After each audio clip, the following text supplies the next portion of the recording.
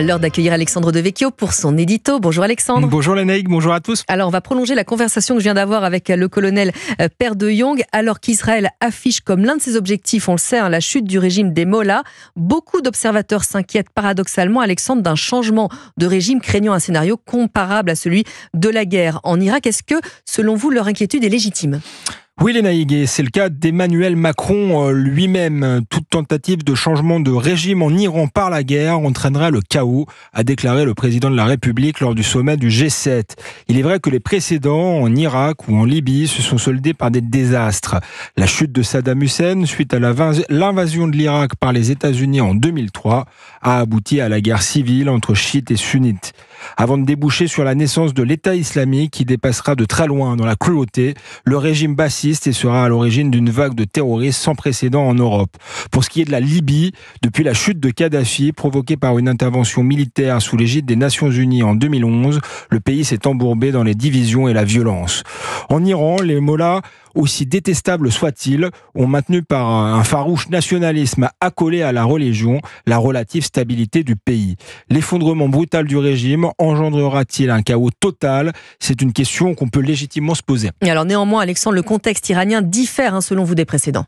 Oui Lénaïque, s'il faut tirer les leçons d'un interventionnisme contre-productif, il faut aussi tenir compte du contexte spécifique de l'Iran.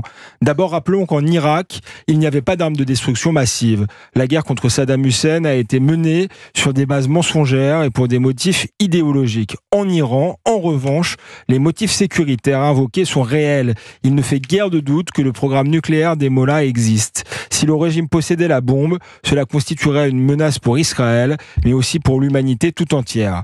Deuxièmement, les interventions précédentes se sont déroulées au sol et ont entraîné de très importantes pertes civiles. Cette fois, même si les conséquences humanitaires ne seront pas nulles, l'armée israélienne vise principalement et avec le maximum de précision des dignitaires du régime et des sites stratégiques.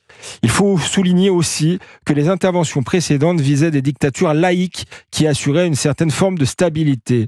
La destruction de ces régimes laissait inévitablement la porte ouverte aux islamistes. Cette fois, il s'agit au contraire de faire tomber un régime islamiste. Alors certes, Alexandre, mais l'Iran peut-il réellement devenir un pays démocratique et laïque ? Il y a des vraies raisons de l'espérer. Avant le régime des Mollahs, l'Iran a une histoire millénaire perse. Une histoire qui n'a rien à voir avec l'islam et sur laquelle le nouveau régime pourra s'appuyer.